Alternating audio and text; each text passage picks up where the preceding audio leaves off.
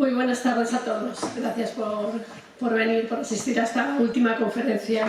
Hoy cerramos el ciclo de conferencias que en torno a la figura de Juana Francés hemos programado dentro de las actividades paralelas que acompañan la exposición. Ya sabéis, Juana Francés, la construcción de una artista moderna, 1945-1956, que también cerramos este domingo. Y es que desde octubre de 2025 y a través de distintos formatos nos hemos aproximado a la vida y obra del artista. Desde el género documental de Natalia Molinos y Maxi Belloso al ensayo visual de Sol Spinelli. Desde la mediación de programas como Grandes Artistas o las visitas dinamizadas de los fines de semana. Desde los proyectos educativos con los centros escolares y el seminario de profesores de institutos de la provincia conducidos por Explicarte. Desde el proyecto Viva Juana con la EASDA de Juan Diego y Esther García. Desde la rumorología que envuelve el misterio de la fuente de Juana en San Isidro de Albatera, en proceso de investigación por Leticia Cano y Anaís Florín. Desde las artes escénicas, Recolectores Teatro ha propuesto una dramatización poética que se estrenó el sábado pasado y que vuelve a ponerse en escena mañana. Desde las postales editadas para lanzar al mundo, el podcast número 1 del MACA dedicado a Juana Francés, la performance de Palabras Mayores de hace exactamente un momento. Todos los proyectos han acercado al artista desde múltiples puntos de vista. Y también hemos profundizado de forma crítica sobre el contexto histórico, social y artístico a través de las conferencias que hoy cerramos. Vino María Rosón a considerar el álbum de fotos como una fuente de información extraordinaria que nos ayuda a registrar lo no dicho, lo efímero, como esencial en la construcción de un artista. Natalia Molinos profundizó en el periodo artístico que abarca esta exposición, desvelando muchísimos datos vitales desconocidos. Isabel Tejeda, por su parte, el viernes pasado situó la figura de Juana Francés con perspectiva de género en un contexto artístico y social pensado por y para hombres. Y cierra esta serie María Jesús Folk, una de las grandes especialistas en la investigación sobre Juana Francés, con la conferencia de esta tarde titulada Juana Francés, desplazando límites, la ruptura de un solo yo. Gracias, María Jesús, por aceptar la propuesta. Y os quiero presentar un poco a María Jesús para situar su trabajo siempre tan riguroso, tan colaborativo y tan generoso para todos aquellos que nos acercamos alguna vez a su ámbito de investigación. María Jesús Folk es doctora en Historia del Arte por la Universidad de Valencia. Defendió la tesis La mujer como documento gráfico, una aproximación al fotoperiodismo femenino, centrada en el análisis de la imagen como herramienta de construcción de discursos visuales desde perspectiva de género. Desde 1996 es conservadora en el IBAM de Valencia, donde ha desempeñado un papel fundamental en el impulso de líneas de investigación vinculadas a la colección, comisariando proyectos expositivos concebidos como espacios de investigación y reflexión crítica. En este ámbito se inscriben muestras como La eclosión en la colección del IBAM, Tiempos convulsos, historias y microhistorias en la colección del IBAM e imaginarios mecánicos y técnicos, que evidencian una metodología basada en el cruce entre análisis histórico-artísticos, lectura contextual y relectura de los fondos museísticos. A lo largo de su trayectoria ha coordinado más de un centenar de exposiciones temporales y ha comisariado numerosos proyectos entre los que destacan A Contratiempo, medio siglo de artistas valencianas, comisariada con la propia Isabel Tejeda, Hilando ideas, tejiendo arte y, sobre todo, y por la que se encuentra hoy aquí, la gran exposición antológica sobre Juana Francés en 2023, la más ambiciosa planteada hasta el momento y donde María Jesús plantea una serie muy interesante de nuevas hipótesis sobre el artista, alguna de las cuales nos contará hoy. Todas estas exposiciones ponen de relieve su interés sostenido por la visibilización de las prácticas artísticas de las mujeres y la revisión crítica de los relatos historiográficos tradicionales. Una suerte que hoy nos cuente alguna de las cosas que sabe de Juana Francés, contribuyendo así a completar la figura de una de las artistas más contundentes del panorama artístico español de la segunda mitad del siglo XX. Gracias, María Jesús.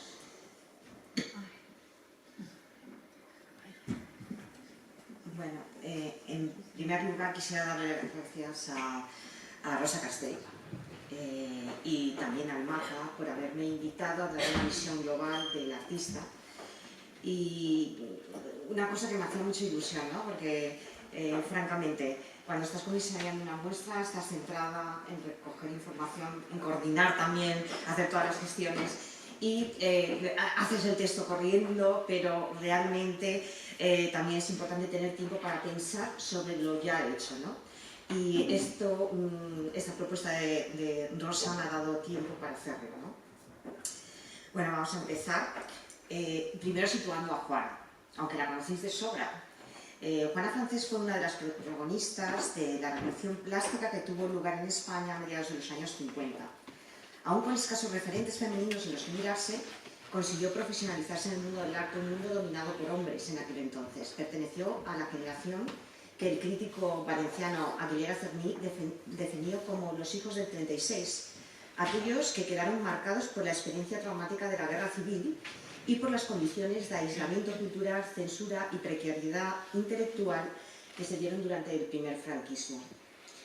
Su obra constituye un testimonio plástico de la relación conflictiva entre el individuo y la circunstancia histórica, entendiendo la práctica artística como una necesidad expresiva y ética. Vamos a dar un vistazo a la trayectoria, la globalidad de la trayectoria de Juana Francés de modo muy rápido, ¿no? Juana Francés inicia su trayectoria artística en los años 50 con una figuración enigmática que expresa el silencio y el aislamiento de la posguerra. Después, desde 1956, evoluciona hacia una abstracción informalista centrada en la materia del gesto, formando parte del grupo El Paso. A mediados de los años 60, su obra deriva hacia una neofiguración con su serie El hombre y la ciudad, donde reflexiona sobre la alienación del individuo en un entorno urbano y tecnológico. Y en los años 80, ya en los últimos 10 años de su profesión y de su vida, inicia su serie Cometas y fondos submarinos, abordando una reflexión de carácter ontológico y cósmico sobre el ser humano. Por tanto, desde sus inicios hasta su final, Juana se mueve entre la figuración y la abstracción, desarrollando un lenguaje propio que no sigue una evolución lineal, sino que dialoga con los debates estéticos que se dan en cada momento en su entorno artístico. Su obra se articula a partir de zonas de transición entre etapas, entendidas no como rupturas, sino como fronteras dinámicas y permeables en las que surge lo nuevo. Y es precisamente en esos espacios de tensión donde se concentra el interés de su trayectoria artística, donde no existe solo un yo, sino varios caminos y opciones. Y es precisamente en esos puntos donde se centrará esta charla y iremos viendo etapa a etapa para ir viendo los puntos de desplazamiento y de transición. Iniciamos con la primera etapa. Esta etapa la haré de forma muy sintética, puesto que Natalia Molinos ya en diciembre del 25 realizó una conferencia específica de este periodo. La formación de Juana, esto nos servirá un poco de introducción y para seguir el hilo, ¿no?, de toda su trayectoria. La formación de Juana se inició precisamente en la Academia de Bellas Artes de Fernando entre 1944 y 49 y coincide con un contexto marcado por iniciativas como los Salones de la ONCE, la Academia Breve de Crítica del Arte y sus exposiciones antológicas celebradas en la Galería Biosca de Madrid, organizadas por el crítico Eugenio Ros. Un crítico que promovió una modernidad controlada frente a la ruptura vanguardista de la época, promocionando un arte basado en el orden, en la forma, en la tradición grecorromana de origen italiano, compatible con el discurso oficial del franquismo. Un discurso que se reflejaría en el arte reunido en las Bienales Hispanoamericanas, celebradas en Madrid en 1951, en Barcelona en 1955 y en La Habana en 1954, que fueron organizadas por el Instituto de Cultura Hispánica al servicio del propagandismo del régimen franquista, es decir, servía como hacer como propaganda, ¿no?, al Ministerio de Educación del régimen.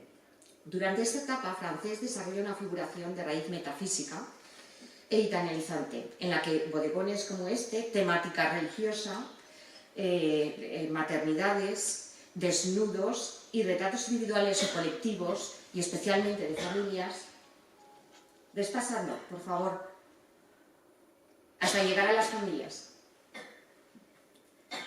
Y de familias, se convierten en los protagonistas de sus lienzos y ponen de manifiesto la influencia del Novecento italiano, de Sironi, de Carrara, de Chirico, de Campigli, especialmente de Campigli, que era era el artista preferido de Eugenie Gors, ¿no? Y entonces es por eso que En todas las exposiciones hay ese tono, lo italiano sale tanto, sobre todo en 1955 hubieron varias exposiciones de arte italiano.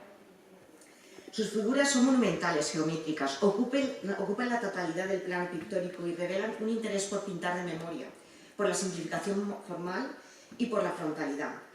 Juana aplicó en estos lienzos la organización del espacio y las técnicas derivadas del muralismo, que aprendió de Daniel Vázquez Díaz, su profesor en San Fernando, especialmente la encáustica, que es una mezcla de cera, resina y solvente sobre un soporte rígido al que superpuso capas y capas de pintura para herirlas después con un clavo, que es donde establecía ella las sombras.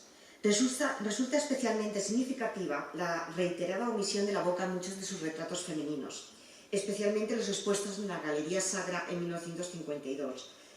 Este recurso iconográfico ha sido interpretado como una metáfora del silencio, de la censura y de la imposibilidad de enunciación en el marco ideológico del franquismo, adquiriendo una dimensión crítica que atraviesa no solamente esta etapa, sino toda su producción. A mediados de los años 50, Juana Francesa adscribe al informalismo, corriente que se consolida en España como sinónimo de modernidad y que el régimen franquista utiliza como instrumento de legitimación cultural en España, pero especialmente a nivel internacional, con las grandes exposiciones de 1960 en el MoMA y en el Guggenheim de pintura española y de pintura y escultura española.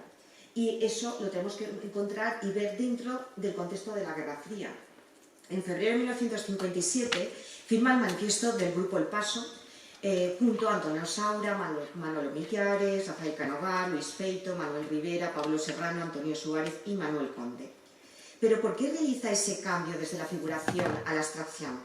¿Hay algún hecho que lo produzca de alguna manera? En 1956, Juana recorre Europa en un viejo Peugeot que pertenece al escultor Pablo Serrano. Y se va junto también con el crítico José María Moreno Galván. Visitan museos, colecciones, exposiciones con verdadera ansiedad. Los tres amigos parten desde París el 23 de abril de 1956 y parten en dirección a Bélgica y calculan que recorrerán aproximadamente, según el cuaderno de viaje de Juana, unos 3.216 kilómetros, atravesando toda Europa hasta llegar a Italia. Visitaron lugares como el Kröller-Müller Museum de Oterlo, donde vieron obras de Vincent van Gogh y Vasil Kandinsky, y la Kunsthaus de Zúrich, donde Picasso, Klee, Braque eran los protagonistas. Esas piezas debieron impactar profundamente en Juana, especialmente Paul Klee, porque cuando regresa a Madrid empieza a realizar pinturas de transición a la abstracción como estas que tenemos en pantalla, donde sigue aplicando la técnica de la encáustica que utilizaba en sus pinturas figurativas. Y hace un especial hincapié al tratamiento de los signos y grafías flotantes en las pinturas al estilo Paul Klee, y con una cierta referencia también al primitivismo egipcio y etrusco que ella, como veremos después en sus cuadernos de viaje, va tomando notas a lo largo del viaje por Italia. Ya en 1953, Juana había asistido al Seminario de Arte Abstracto de Santander, donde se produce la primera legitimación académica del arte abstracto y moderno en España.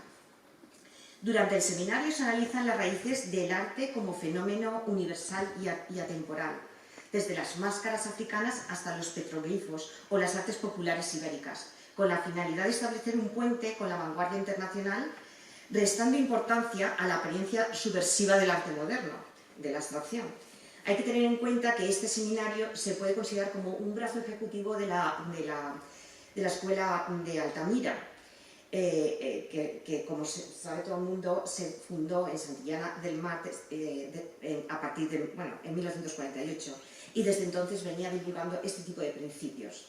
Pensemos en lo que significó, por ejemplo, la cultura guanche para Millares o Chirino, las esculturas de las Islas Cícladas para Parazuelo o Chillida, lo medieval para Manolo Gil, y el 480 y la escultura mesopotámica para Juana Francés. Gran parte de los artistas del Paso buscaron también un reencuentro con la vanguardia de preguerra, especialmente con Miró y con Klee, que supuso el punto de partida para una abstracción de raíz surrealista como la que hemos visto de transición a la abstracción de Juana. Pero antes de introducirnos en la tabla informalista de Juana Francés, vamos a volver a su periplo por Italia. Según el cuaderno de viaje que se conserva en el MACA, el 7 de mayo llegan a Cannes y ahí Moreno Galván se queda. ¿Por qué? Porque él era miembro del Instituto de Cultura Hispánica y se le encomendó la tarea de hablar con Picasso para celebrar una exposición conmemorativa de sus 75 años en Madrid, cosa que después rechazó Picasso. Pero bueno, ahí estaba Moreno Galván, en la faena. Juana y Pablo continuaron solos hasta Venecia, donde llegaron aproximadamente el 21 de mayo. Y a partir de ahí inician su itinerario por Italia, descrito con detalle en dos cuadernos que tenemos aquí en pantalla, que se conservan en el Pablo Serrano de Zaragoza y que van desde el 21 de mayo al 25 de julio de 1956. De todos los lugares que visitaron, me interesa resaltar la experiencia de su visita a Capri, San Michele, Pompeya y sobre todo el ascenso al Vesubio. No tenemos imágenes de eso, pero esto es Capri.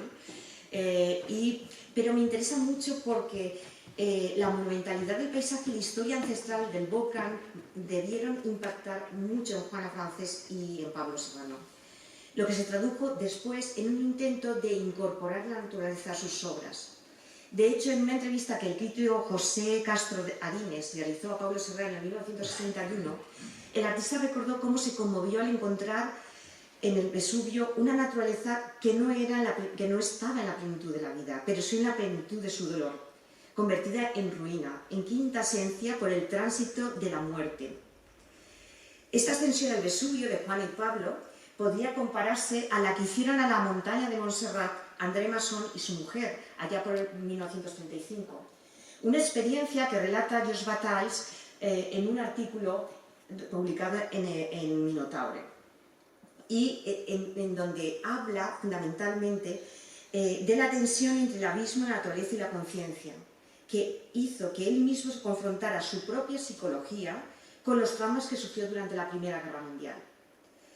Esta situación es una situación parecida a la que vivió Juana. Había salido de una guerra y se estaba enfrentando a ese abismo, a esa naturaleza y esa conciencia, ¿no? Y esto supuso que a partir de esa experiencia, Serrano, por ejemplo, siguiendo el deseo que sintió en aquel día de recoger la escoria volcánica para aplicarla a sus trabajos, incorporaba materiales de chatarrería a sus esculturas, al igual que Juana introdujo arenas de río.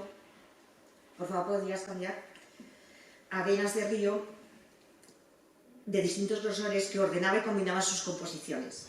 Ella misma dirá que utilizaba el regado gestual, bien lanzando agua con color o sin él por encima de las texturas, bien sembrando arenas sobre la cola acrílica, que era ella posteriormente la distribuía con unas espátulas y unos pinceles de gran tamaño sobre el lienzo. En la pintura de Juana Francés no hay lugar para el equilibrio. Es un continuo campo de batalla, un proceso de lucha entre materiales y entre la claridad y la oscuridad. En los motivos que desarrolla desde 1957 a 1960 existe un juego entre el comedimiento y desbordamiento de la línea, entre lo centrípeto y lo centrífugo, entre el lienzo virgen y el lienzo ocupado, siempre acompañado de grafitis y incisiones que darán dinamismo a la composición, una composición que será siempre en diagonal, en aspa o en curva, utilizando negros, blancos y tonos sierra. Aquellas enormes masas bituminosas, decía el crítico Cirilo Popovici, refiriéndose a la pintura de Juana, son los fondos contra los cuales chocan otras masas de areniscas blanquecinas. Parecen empeñadas en una lucha sin cuartel, una verdadera picturomaquia. Ella misma explicaba la esencia de su arte en este escrito. Siento la ineludible necesidad de pintar, de luchar con el lienzo hasta poder volcar en él algo de lo que en mí existe. Está en mí, dentro de mí o fuera, rozándome siempre. Mi lucha es coger algo con las manos, verlo con los ojos, petrificarlo allí en la obra, y lo consigo. Nunca sé, al final, quién es el vencedor. Solo sé que he satisfecho momentáneamente mi imperiosa necesidad de expresión. Las obras de Juana rezumaban plena naturaleza y ella era consciente de ello. En un viaje a Andorra en 1958, Juana se fotografía junto a una pared de roca y estalactitas y la cámara capturó con detalle un conjunto rocoso y sin vegetación. Es una imagen muy similar a la que aparece en sus lienzos, con fuertes contrastes entre superficies claras y oscuras que luchan por abrirse camino las unas a las otras.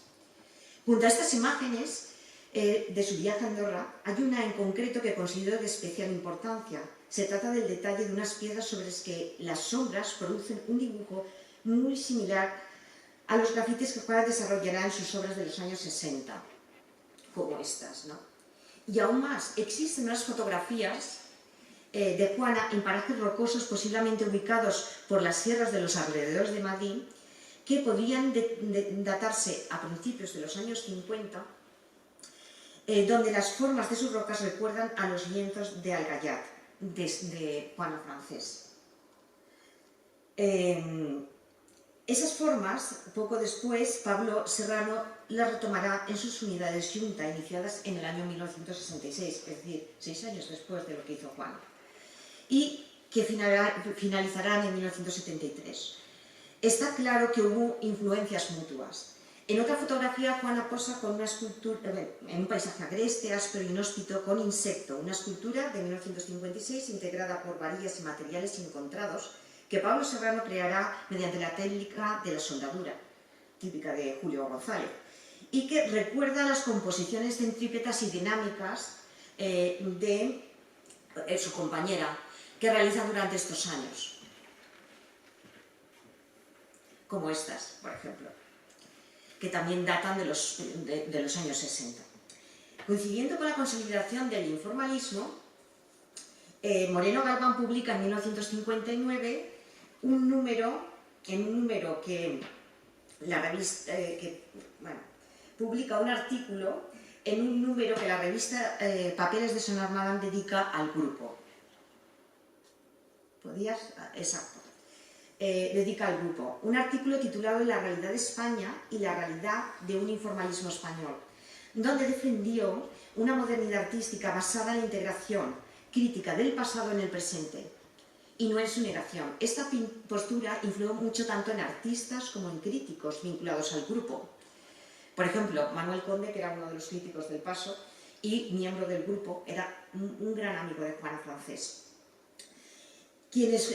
Todos los del grupo mostraron un interés muy activo por la tradición cultural española entendida desde una perspectiva contemporánea y no costumbrista.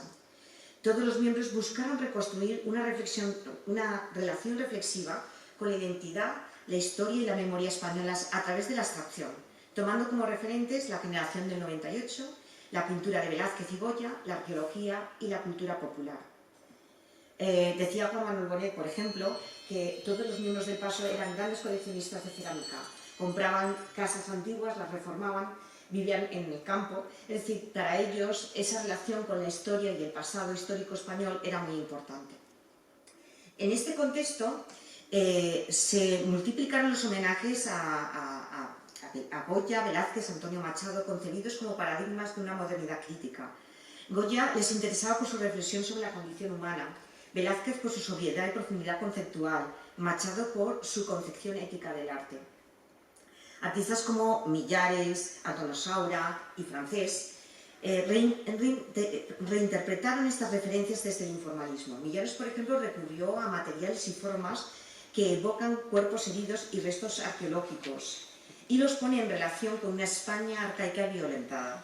Saura transformó la herencia de Goya en una pintura gestual y deformada, cargada de violencia expresiva. Juana Francés, por su parte, vinculó el paisaje y memoria a sus series Paisajes y Tierras de España, donde el territorio se construye a partir de su relación con Antonio Machado y con un estrato temporal que conecta lo geológico, lo histórico y la huella humana. En la obra de Antonio Machado, particularmente en Campos de Castilla, el paisaje castellano deja de ser un escenario para convertirse en un espejo existencial. Los campos áridos, los caminos, los ríos, las tierras erosionadas no describen únicamente un territorio físico, sino que condensan las vivencias del poeta y definen el carácter del hombre que lo habita, sobrio, resistente, marcado por el tiempo y por una relación íntima con la tierra. El pasaje machadiano es, por tanto, una construcción simbólica en la que se entrelazan memoria, identidad y circunstancia vital. Es algo que Azorín definió en su libro El paisaje de España visto por los españoles de 1917, donde dijo: el paisaje somos nosotros, el paisaje es nuestro espíritu, sus melancolías, sus placideces, sus anhelos. Esta concepción del paisaje lo absorbe casi literalmente Juana Francés, por eso titula sus cuadros en los primeros años 60 con nombres de sierras y pueblos de España: Pozo Blanco, Aldea Seca, Tierra de Campos, y muchos de la zona de Alicante, sierras como el Barranco del Troncal, en Alcoy, Sierra en Muchamel, Peñagrosa, o Sierra de Alcayat, cerca de Orihuela. En estos cuadros Juana se reinventa. Los compone a base de un ensamblaje de ladrillos, trozos de piezas de cerámica y vidrios, monedas, pequeñas joyas, incluso pendientes, que nos hace deducir su interés por la arqueología. Sus obras no representan vistas concretas, sino que se construyen a partir de restos materiales que remiten al uso, al desgaste, al paso del tiempo. Como Machado, el paisaje es experiencia vivida, no imagen contemplada. La tierra se convierte en la huella del hombre y el hombre, a su vez, queda definido por esa tierra que ha trabajado y transformado. Desde esta perspectiva, su obra se sitúa en un punto de equilibrio entre la vanguardia y la tradición, entre la modernidad internacional y las tradiciones culturales españolas, estableciendo un diálogo profundo con el pensamiento estético de toda una generación. Existen fotografías en las que Juana posa junto a paredes de mampostería, donde se pueden percibir restos de enlucidos, piedrecitas, huecos. Aquí entra en juego el concepto de espolia o reutilización, porque a lo largo de la historia la mampostería ha utilizado frecuentemente piezas de construcciones anteriores para realizar nuevas construcciones, nuevos muros. A mí me gusta pensar que la razón para este cambio en la pintura de Juana es también y está relacionada con esta fuente que diseñó el artista para San Isidro de Albaterra en Alicante en 1956. Uno de los poblados de colonización que el arquitecto Fernández del Amo llevó a cabo en colaboración con distintos artistas. De los miembros del Paso, por ejemplo, todos colaboraron con Fernández del Amo en distintos pueblos de colonización, exceptuando Saola y Feito. La fuente diseñada por Juana, voy un poquito a describirla, estaba situada justo a la entrada del pueblo, ocupaba como la puerta de entrada a la ciudad. Ocupaba una parcela inclinada delimitada en su parte superior por un banco perimetral pensado como espacio público de reunión y en su parte inferior por un estanque en forma de media luna para realizarlo con la tradición arábica de regadío, ¿no? 9 pilares de piedra marcaban las salidas de agua que descendía a modo de cascada por distintos niveles. De hecho, esta fuente se llama azud, indicando los desniveles también que en los azudes se produce, ¿no? Y los distintos niveles estaban cubiertos tanto por cantos rodados como restos cerámicos. Pero ¿por qué Juan incluiría estos restos en el suelo de esta fuente? Descubrí cuando hacía mi investigación que en 1956 el Estado español compró para el Museo Arqueológico Nacional la colección tanto el archivo personal como la colección de objetos de Louis Siret, un arqueólogo belga que había hecho excavaciones precisamente en esta zona, en la zona de Albaterra, a principios del siglo XX. En la zona era común encontrar vestigios arqueológicos, fragmentos de vasijas, de ollas de uso doméstico, pero también de utensilios para el cultivo del cereal y de la oliva, porque en la zona existen molinos y almazaras para fabricar harina y aceite. Creo que Juan incorporó todos estos elementos de la fuente para dejar constancia de la historia del lugar, para conectar el pasado y el presente, para realizar los viejos pobladores de la zona con los nuevos colonos que iban a empezar su actividad y iban a poblar estos pueblos de colonización, este pueblo de colonización, haciendo referencia a los usos agrícolas y especialmente a la tradición arábica de la canalización de aguas. En la mayoría de las fotos que encontramos en el estudio aparecen por todas partes piezas de alfarería que emergen entre sus artilugios de pintora como botines de la actividad del hombre. Algunas de sus obras, así como Riurrao, por ejemplo, o Huidaoli, nos remiten al trabajo agrícola, al porche delantero de las casas alicantinas donde se secan los productos agrícolas, o la herramienta para vaciar el aceite de la almazara. Son nuevas maneras de ver al hombre y lo que le circunda, de seguir e interpretar, en palabras de la propia artista sus restos, que a fuerza de ser usados y usados por el hombre, llegan a formar parte de él mismo. Por eso empieza Juana a insinuar con estos vestigios rasgos del rostro humano, conformando una galería de retratos antropomórficos que irán cobrando fuerza poco a poco, se transformarán poco a poco en los protagonistas de su serie más extensa, la serie que tiene casi 20 años de duración, que es El hombre y la ciudad. Por tanto, la transición entre ambas series, entre Paisajes y tierras de España y El hombre y la ciudad, no implica una ruptura, sino un desplazamiento de la circunstancia del paisaje rural al entorno urbano. Aquí ya empieza a haber esa mezcla que nos conduce al hombre y la ciudad. Estamos en 1963, justo cuando está fechada la entrada de esa serie. Pero ¿cómo consigue esto Juana? La artista dota su pintura de 3 dimensiones, desafiando la diferencia entre géneros artísticos mediante el ensamblaje y la construcción de arquitecturas. Tradicionalmente, decía Juana, francés, se consideraba que la escultura se desarrolla en 3 dimensiones y la pintura en un plano. Hoy esta diferencia ya no existe. La pintura también utiliza como medio expresivo las 3 dimensiones y las dos, pintura y escultura, buscan una 4ª dimensión, infinita, existente entre la realidad y la ficción. La mayoría de las obras de esta serie, del hombre y la ciudad, son como una especie de cubos construidos con bastidores de madera cubiertos de tela de arpillera en los que aparecen aperturas geométricas cúbicas que se desarrollan hacia el interior del cuadro y cuya estructura se va haciendo cada vez más compleja a través del tiempo. Siempre estoy en un mundo seco, duro de formas, decía Juana, de estructuras primarias de una arquitectura irreal. Trato de aprisionar un espacio donde angustiosamente aparece el ser humano, comentaba. Estos cubos están habitados por seres, ella los llamaba homínidos y rotópedos, y a los que daba vida con un ensamblaje de piezas, de relojes, gafas, desechos domésticos, así como elementos mecánicos y eléctricos, que son engranajes, tornillos, cables, enchufes, motores, que ella extraía precisamente, los compraba encargándolos de esta especie de catálogos, que eran hojas con fotografías pegadas, de piezas de recambio de cocinas alemanas, y que a modo de grandes catálogos los guardó cariñosamente en su estudio y ahora se conserva en su archivo personal. Se puede observar 3 momentos relacionados con el tratamiento que Juana da a esas cavernas que cobijan esos personajes. En el primero, hace uso de una ilusión óptica para crear la profundidad de esas estructuras. ¿Puedes pasar otra, por favor? Efectivamente, veis aquí que intenta, de alguna manera, con trazos geométricos, trazar profundidad en las estructuras. En el segundo, estas estructuras se transforman en cajas de lienzo. ¿Puedes pasar otra, por favor? O de metacrilato. Algunas iluminadas con cintas de neón, que casi alcanzan a ser esculturas de bulto redondo. En el tercero, estas estructuras de lienzo o metal se multiplican, superponiéndose las unas a las otras, alcanzando gran complejidad y total autonomía al liberarse de la pared.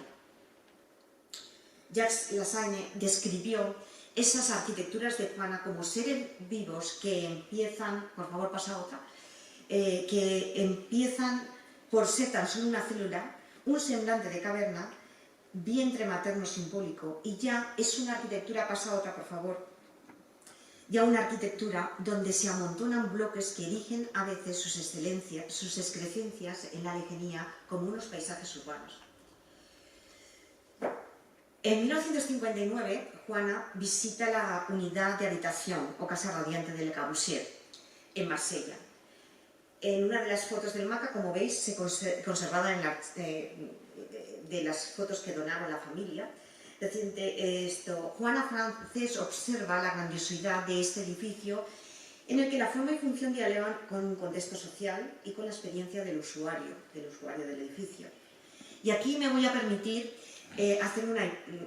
lanzar una hipótesis. Y es que quisiera ver en las arquitecturas del hombre y la ciudad la intención de Juana de desmitificar precisamente la utopía de Le Corbusier.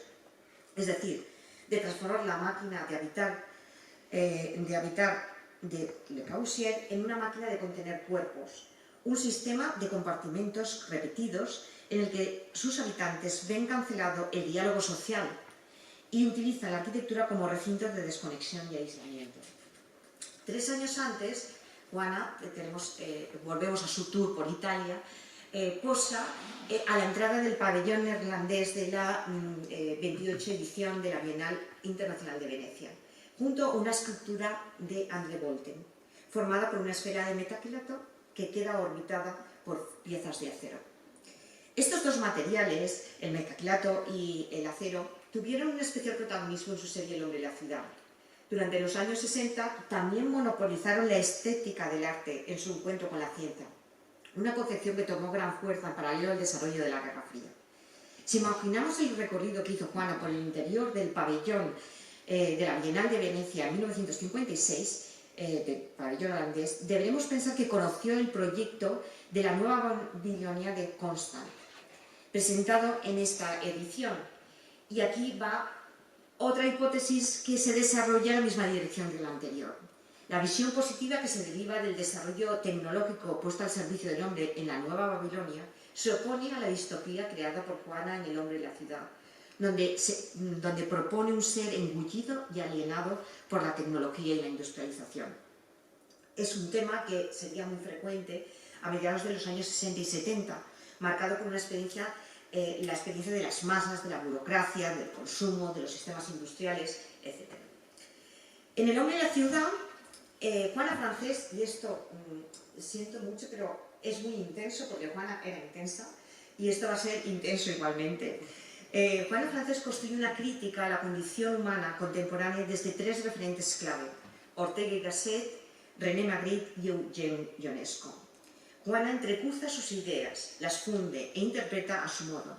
Analizaré poco a poco cada uno de estos puntos para que vayan introduciéndose en su pensamiento. Juana Francés transita de la poética machadiana, que hemos visto antes, al pensamiento orteguiano. Recoge la idea de la circunstancia del filósofo y la lleva al límite con la intención de convertirla en una fuerza amenazante y dominante para el hombre.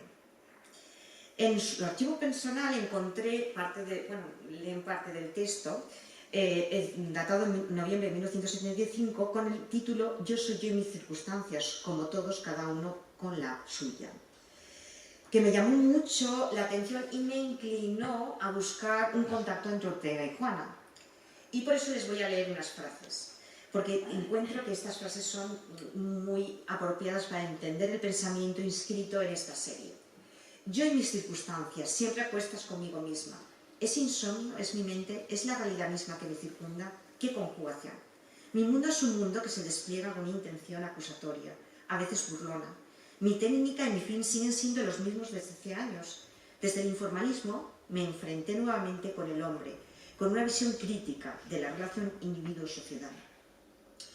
Una segunda pista la encontré en un texto del crítico José Luis Westerdahl sobre Juana, donde afirmaba que Juana denominaba a sus obras de este periodo ventanas, una palabra que la vincula tremendamente con el pensamiento estético de José Ortega y Gasset, quien en su meditación del marco, en 1921, dijo que los lienzos pintados son agujeros de identidad donde la realidad se desintegra.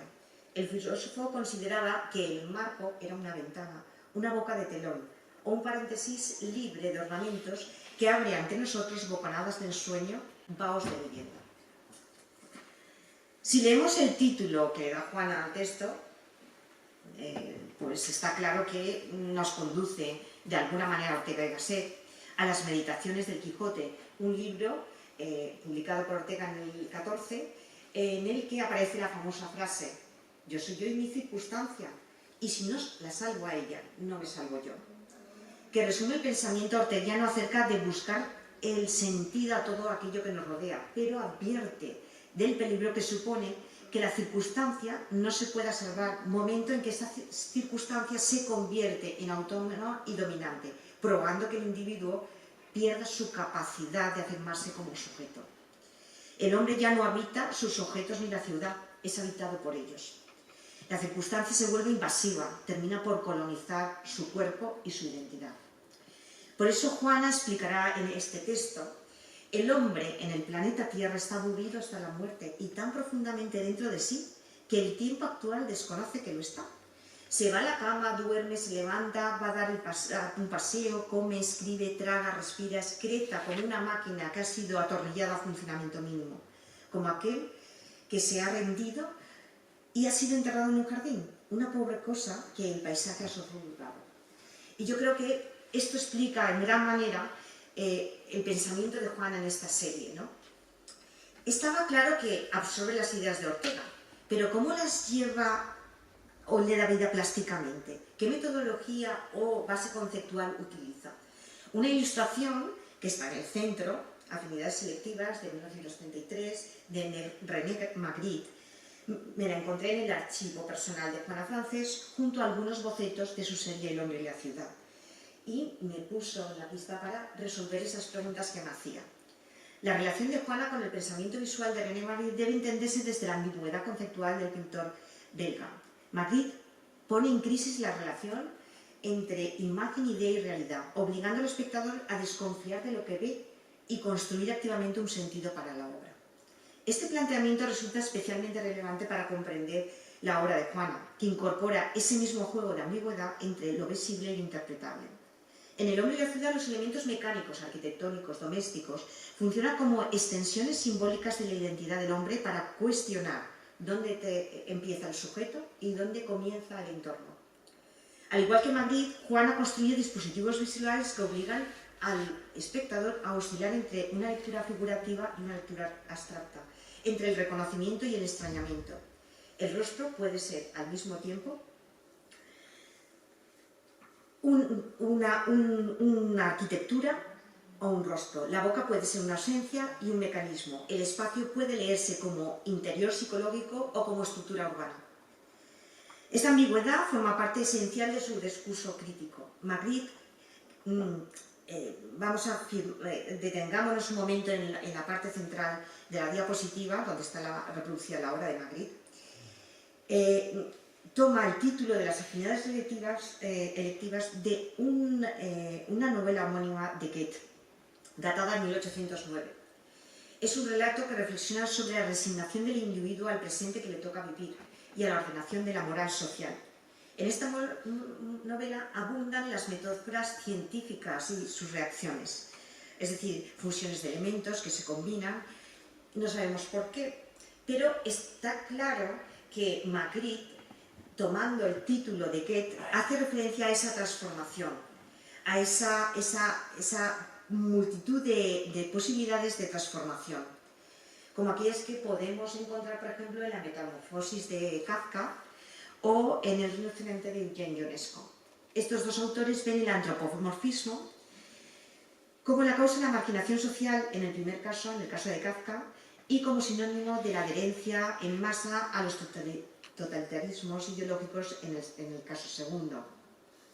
Ambos conceptos nos llevan a Juana y al sentido inmerso en El hombre y la ciudad. El espectador reconoce simultáneamente dos realidades. En el caso de Juana, el huevo es un contenedor del hombre y la circunstancia de Ortega, y la jaula como prisión del hombre cuando la circunstancia le absorbe, cuando la circunstancia le domina.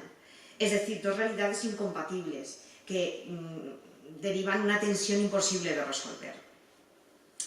Hasta aquí tenía claro el sentido de la serie y cómo Juana utilizaba la noción del antropomorfismo como dispositivo visual para activar el pensamiento del espectador. Pero, ¿qué le llevó a Juana a construir esas estructuras arquitectónicas que rodeaban a los ortopedos? Esta es la pregunta que empezó a cobrar sentido cuando encontré un legajo de programas de mano de obras teatrales de teatro experimental representadas en Madrid en 1952 y 1970. Entre ese periodo andaban todos los programas de mano. Juana asistió a todas las representaciones de obras de Eugene Ionesco, pero no solamente a ese autor, sino a otras tantas de corte existencialista, autores del teatro del absurdo, como Samuel Beckett, Lauro Olmo, Harold Pinter, Arthur Miller, Paul Sastre, Jean Genet, Antonio Oro Vallejo, Eduard Albí, No faltaban en el acervo piezas teatrales de orientación política como Los bajos fondos de Máximo Gorki o Madre, Polonia y sus hijos, de Bertolt Brecht. Eran los tiempos del teatro de cámara y de ensayo, en el que compañías subvencionadas por el Estado operaban bajo fuertes restricciones.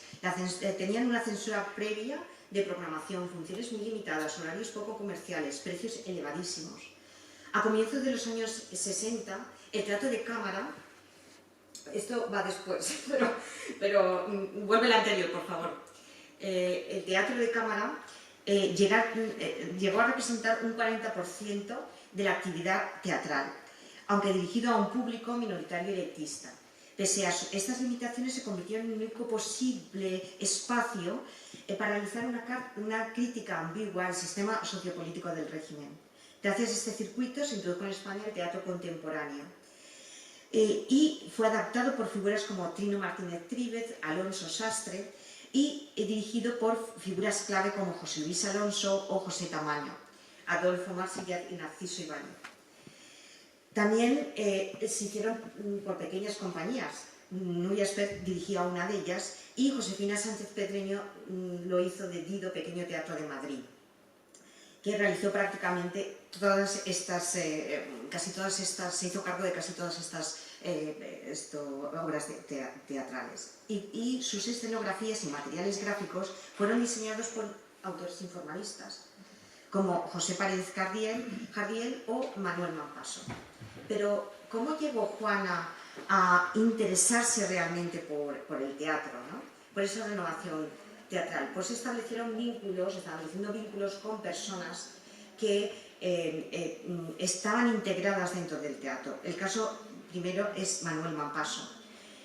Fue compañero suyo de San Fernando, fue el responsable de muchas de estas escenografías, del rinoceronte, de la camisa de Olmo, de Quien teme a Virginia Woolf, de Albi, de Los bajos fondos de Gorki. Además, como hemos dicho, también participó en el diseño y en las actividades de los poblados de colorización por José Luis Fernández del Amo, organizados por él. Y también era íntimo amigo de José María Moreno Galván, a cuya mujer le daba clases de dibujo. Se convirtió también, Mampaso, en el director artístico del pabellón español que Javier Cabazal diseñó para la Feria Mundial de Nueva York en 1964, donde incorporó obras de Juana, de Pablo Serrano y del círculo de ambos, especialmente de Arcadi Blasco. En 1960, Juana Francés se fotografía con María Brock en Venecia. Luis González Robles, el comisario del pabellón de España en la edición número 30 de la Bienal, las había seleccionado frente a un grupo de 27 hombres. En febrero de ese mismo año, Droc, ¿puedes cambiar, por favor? Droc y Francés había expuesto junto a Isabel Santaló y Nadia Verba en la Galería Negri de Madrid. Y el catálogo de esta muestra, 4 pintores actuales, se convirtió en el protagonista central de una serie de retratos fotográficos de Eugeni Ionesco. Una cosa extraña, la verdad,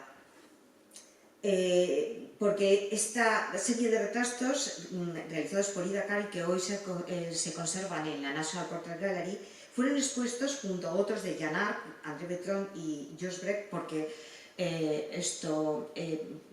Ida Carr hacía muchos retratos de pintores famosos, estaba especializado fundamentalmente en el retrato de artistas, ¿no? Y hoy realizó en 1960, en marzo de 1960, esta exposición en donde estaban casi todos ellos. Volvemos otra vez a la fotografía, a la serie fotográfica de Ida Carr.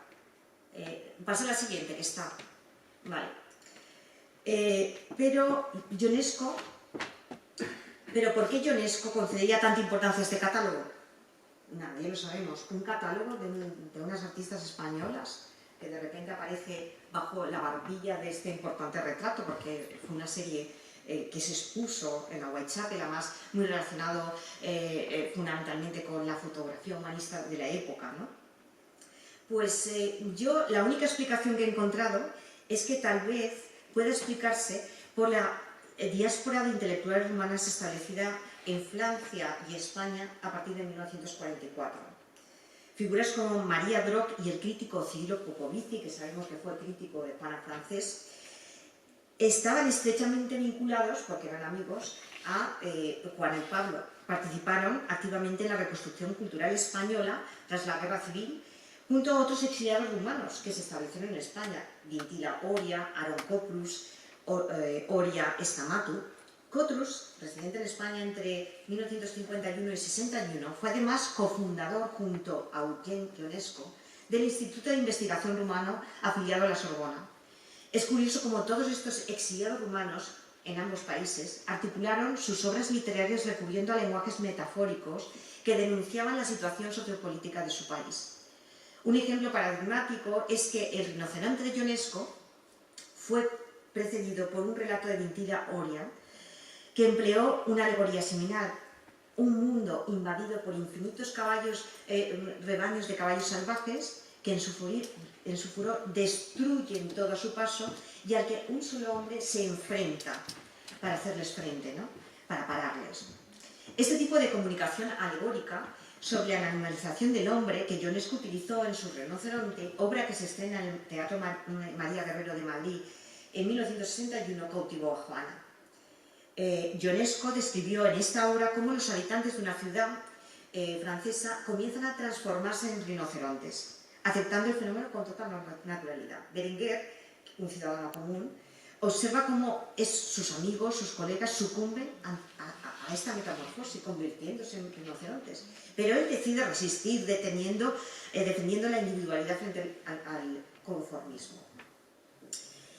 Precisamente la metamorfosis del hombre y su animalidad progresiva, la muerte del humanismo y la soledad que supone la libertad de elección o la disolución del individuo dentro de la manada social y del pensamiento único son algunos de los aspectos claves que relacionan el rinoceronte con el hombre y la ciudad.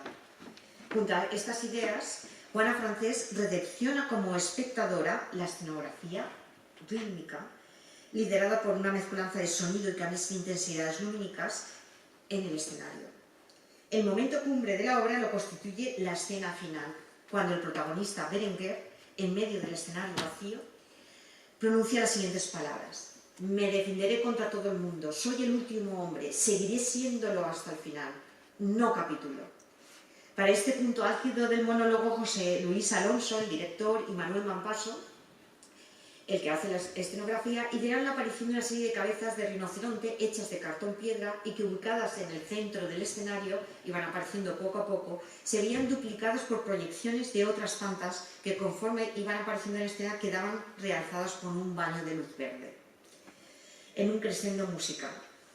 Bien, aparte de esta obra del rinoceronte, está esta otra, de Ionesco también, El nuevo inquilino, que se representa también en el Teatro María Guerrero en 1964. Esta obra, junto al Rinoceronte, completaría el conjunto de conceptos que Juana haría presentes en su obra, absorbidos de Ionesco. Esta vez el decorado era de Francisco Nieva y estaba inspirado en los surrealistas Ronald Kapor y René Magritte.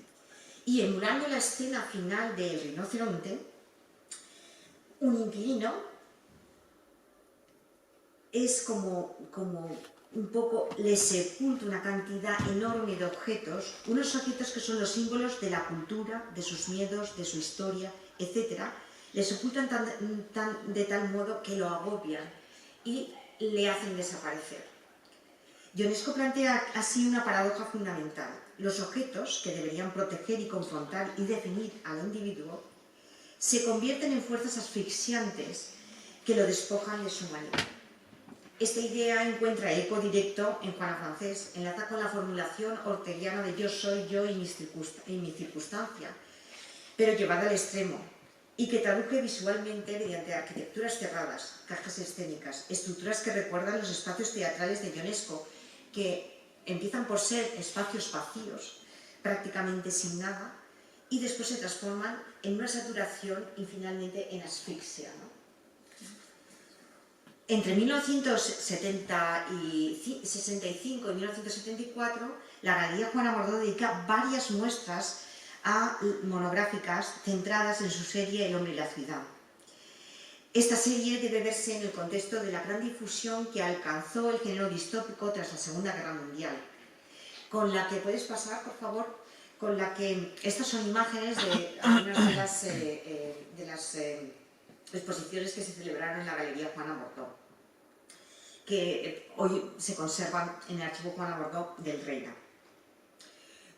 Bueno, he dicho que el género distópico estaba muy de moda tras la Segunda Guerra Mundial, con la aparición de un sinfín de novelas como Un mundo feliz de Aldous Huxley, en 1984 y Rebelión en la granja de George Orwell o Fahrenheit 451 de Ray Bradbury.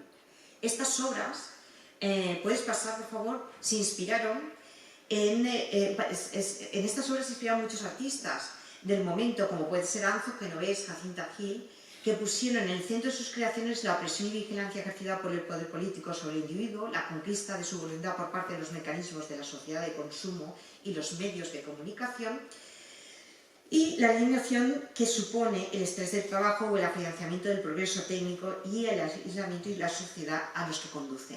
Como veis, una temática que desde luego es muy actual, porque seguimos en las mismas.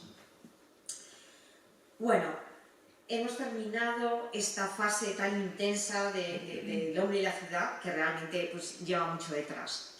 Y vamos a iniciar su última etapa, una etapa que representa sus 10 últimos años de vida. Ella la produce durante sus 10 años de vida.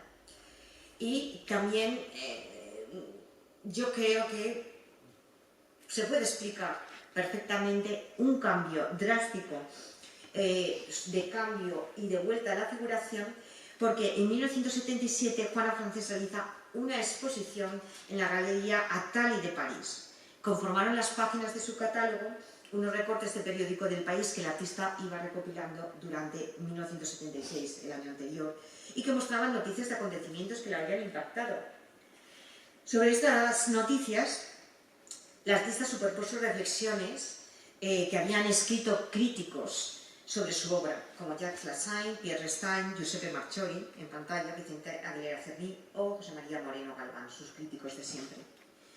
Uno de los artículos, Posible existencia de hielo, nieblas y vientos, escrito por Alfonso García Pérez y fechado el 25 de junio de 1976, hablaba de la misión Viking 1, la nave espacial que estuvo durante casi un año navegando hasta alcanzar la órbita de Marte.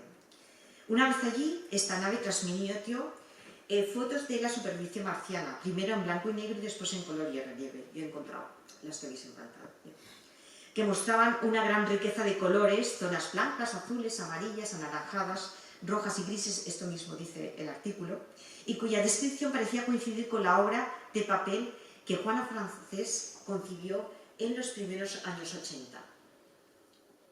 ¿Podrías cambiar, por favor?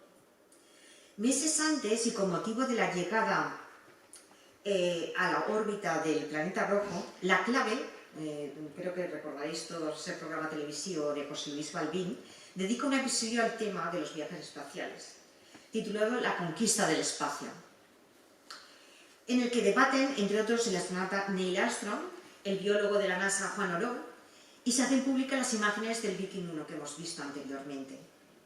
Asimismo, en 1982 se emite por primera vez en España el capítulo de Cosmos, un viaje... ¿Bueno, al anterior? No, al anterior, exacto. Lo tenéis justo abajo, ¿vale? Cosmos, un viaje personal de Carl Sagan. Una serie en la que tuvo gran relevancia la documentación que se presentó en la clave. A partir de esos momentos se abrió ante la comunidad artística la posibilidad de investigar plásticamente el universo, un tema que siempre había cautivado a los grandes artistas desde Van Gogh a Miró. Todas estas circunstancias nos dan una idea de la repercusión que los avances de la carrera espacial tenían sobre la opinión pública y la creciente divulgación y seguimiento de estos acontecimientos no solo por el público, por los medios de comunicación, sino también por los centros de investigación. En las imágenes que se recepcionaron en la Tierra desde la nave espacial Viking 1, está la clave para entender el cambio que se produjo a partir de esos años 80 en la trayectoria de Juana Francés, cuando el universo se convierte en una nueva fuente de inspiración y aparece reflejado no solo en su temática, en la temática de su obra, sino el título de sus propias series, Cometas y Fondos Submarinos. La transición democrática en esos momentos podrías cambiar si quieres. Estas son todo un conjunto de obras que pertenecen a esa serie de Cometas y Fondos Submarinos. La transición económica en aquellos momentos estaba en marcha en España y el arte de protesta ya era menos necesario, no tenía que ser político ni ideológico, ¿no?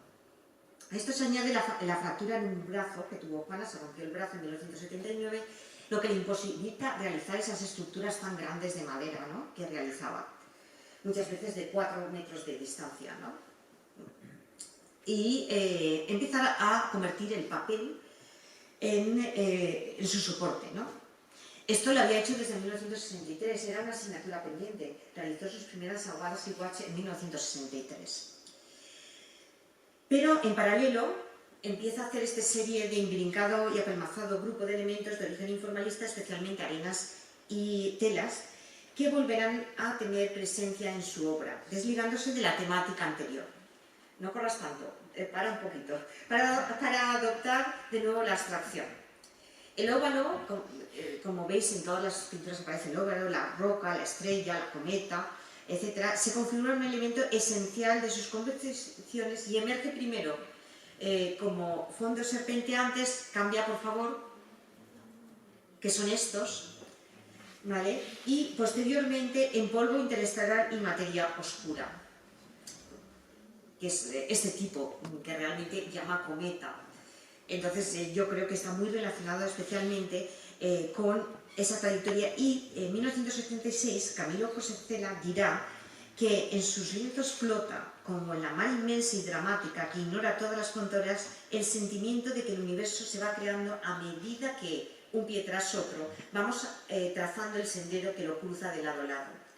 Asimismo, Vicente Aguilera Cernín, en uno de los textos dedicados al artista, habla de nebulosas formándose, dispersándose en espacios vastísimos, del reto que la distancia lanza al tiempo, de resplandores y colisiones que ocurrieron a millones de años luz, relacionando estos conceptos con la pintura de Juana Francés. Realmente muchas de sus obras en este periodo parecen que sean como galaxias, ¿no?, o agujeros negros, etcétera, ¿no? La tierra, el mar y el viento, esta es su obra sobre papel, que está haciendo paralelamente a la otra, al igual que los colores vivos, se convirtieron en los protagonistas de las acuarelas y los gouaches que también producen este tiempo, y con los que realiza una especie de viaje que sigue, en sus propias palabras, el itinerario desde el fondo del mar hasta el cielo, con el círculo y rectángulo como figuras geométricas reconocibles. En esta época, la pintura de Juana Francés se desprende del halo ideológico, no solo porque plantea el reto de la estructuración abstracta alrededor de la naturaleza, como hizo Zobel con su serie de orillas a principios de los años 80, sino que investiga el movimiento a través del color y de los planos inclinados, que construye como base de sus obras el papel. Es decir, muchas veces está el papel y ella establece como una especie de cuñas en el soporte que hace que puedas ver la obra un poco torcida, no plana como la vemos aquí, para un poco realizar movimiento o imprimir movimiento en su obra.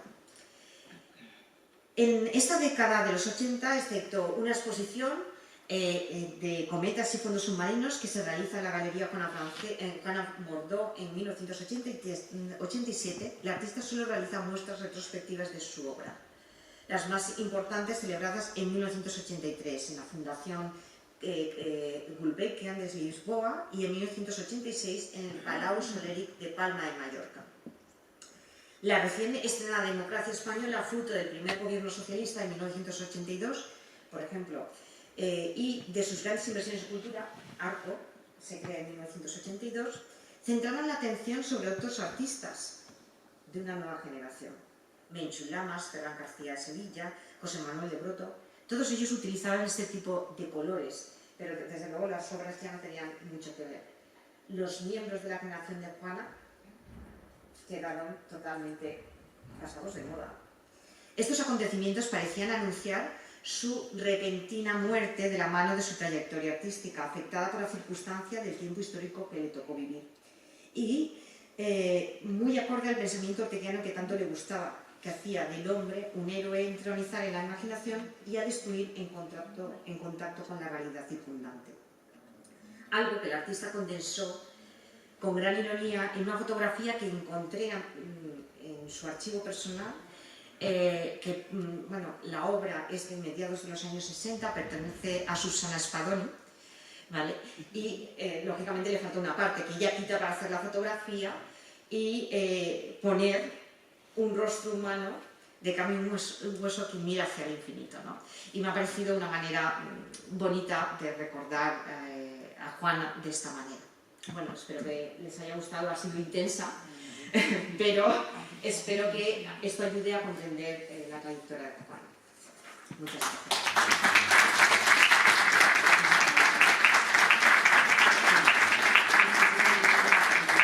No sé si tienen alguna pregunta. No sé. Bueno, pues... No voy a poner el micro, tenemos a una señora encerrada en el aseo. Me ha interesado mucho la conferencia, porque yo de Juana Francés sé lo que veo aquí en el MAC.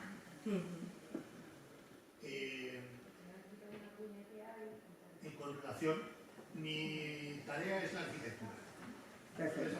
Me ha interesado fundamentalmente los aspectos puntuales de las realizaciones en la arquitectura.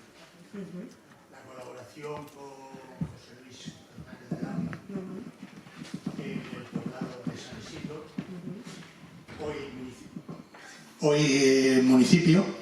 Es verdad que Fernández del Amo colaboró, como usted ha dicho, con muchos artistas que entonces eran emergentes y que después se consolidaron. Es verdad que tanto en San Isidro como en el Realengo, las realizaciones plásticas que se hicieron como elementos urbanos han sido no solo maltratadas, sino además en general han desaparecido. Bien, ignoraba casi todo de Juana Francés y hoy he aprendido cosas, por tanto me satisface. La visita que hizo a la unidad de habitación en Marsella. Sí.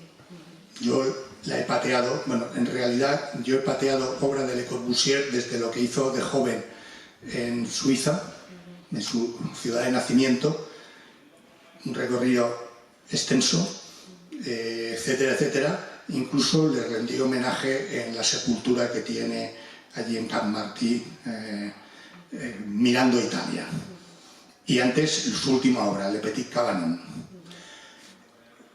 ¿Hasta qué punto las texturas brutalistas que utiliza Le Corbusier en el hormigón, no estoy hablando de los criterios arquitectónicos, sino de la textura brutalista de Le Corbusier, pueden haber influido en obra de Juana Francés, el tratamiento de materiales, por ejemplo, en el azul de San Isidro, que además, aparte de lo que ha dicho usted, es rememorar los azudes que tenemos en nuestra región, en los ríos, que luego lo repite Eusebio Sempere en el Museo al Aire Libre en La Castellana, bajo de la plataforma de tránsito de vehículos, ¿no? Bien, ¿hasta qué punto Juana Francés se ve impactada por esa textura del hormigón en bruto, Sí. de los acabados de Le Corbusier, que inicia en la unidad de habitación y que repite en las 2 o 3 que tuvo ocasión de construir? La de Berlín, estoy hablando de material, no de composición. Los criterios, además de Le Corbusier, además son otros y se inspiran además en Palladio, en la posición de los edificios, etc., ¿no? Bien, la Tourette, etc. Todo eso, yo no sé si Juana Francés conoció la Tourette de Le Corbusier, esto lo ignoro, porque ya he dicho que yo he recorrido, me he salido de la autopista en varias ocasiones para ir a a Ronchamp. Es la única vez que he llorado viendo arquitectura, por la emoción que supone. Bien, ¿hay alguna posibilidad de conectar esa cuestión de texturas entre en los acabados de Hormigón en bruto de Le Corbusier y Juana Francés? Podría ser en su serie El hombre y la ciudad, porque bueno, con referencia a los poblados de colonización, ella los hizo, o ella participó junto a Pablo Serrano, porque Pablo Serrano hizo en ese mismo poblado de Albaterra un jardín de infancia. Entonces, pues, se trabajaron los dos ese mismo año, en 1956. La visita a Marsella la realiza en 1959, o sea que ahí hay una franja cronológica importante. Con respecto a las texturas, yo la he nombrado porque he visto que ella ha ido a Marsella y lógicamente yo lo que he visto es que, por así decirlo, en teoría sociológica, vamos a ver, son dos temas opuestos. Eso no quiere decir que a lo mejor esté usted en lo cierto y la geometría de esa estructura de Le Corbusier le ayudaría a lo mejor a imaginar sus torres, por ejemplo, o los grandes altares que realiza durante esa época. Respecto a la estructura de hormigón, es cierto que la mayoría de las grandes estructuras arquitectónicas tienen mucho de basto, es decir, son lienzos, realmente están hechas con tela de lienzo y es una textura muy vasta, es decir, que no es una madera limpia, no, es decir, la madera es como su bastidor al que ella cubre con el lienzo, ¿no? El lienzo es lo que le da textura al cuadro y quizá a lo mejor podría venir de lo que usted dice, de la textura de ese edificio, posiblemente, no lo sé. Gracias. Seguiremos pensándolo. Seguiremos pensando, sí.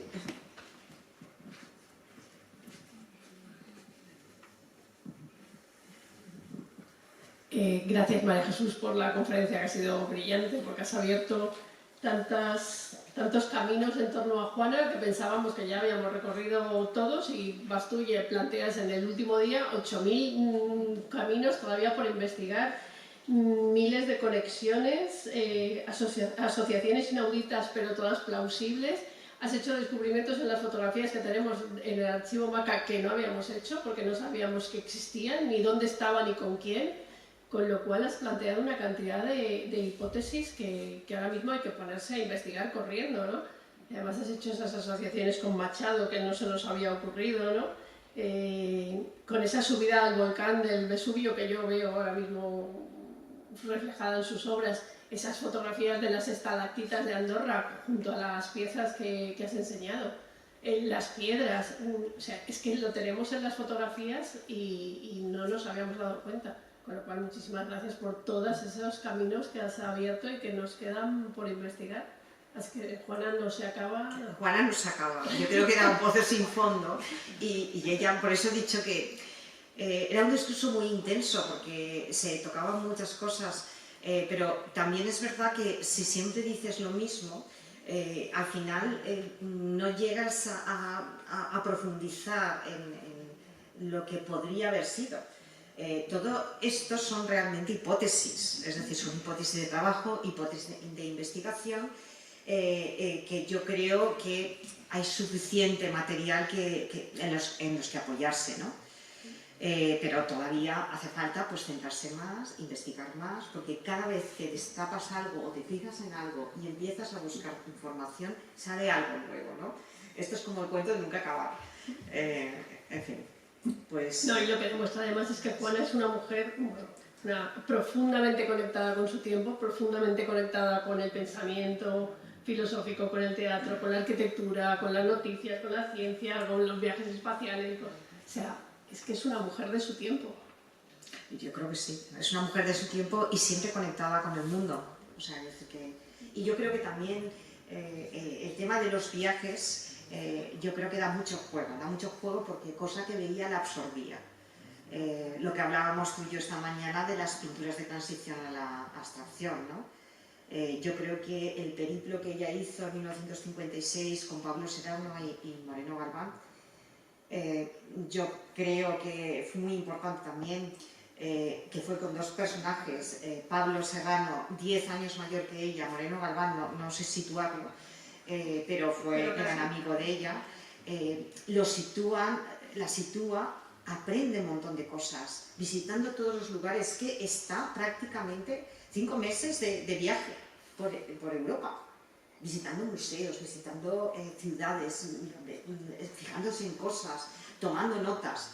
Yo creo que esos cuadernos dan para mucho, esos cuadernos de viaje que se conservan dan para mucho, para leerlos, para transcribirlos, para fijarse en pequeños detalles, para ver cómo relacionarlos con su obra. Y yo creo que eso le dio un punto de partida y ella cambió totalmente a partir de entonces.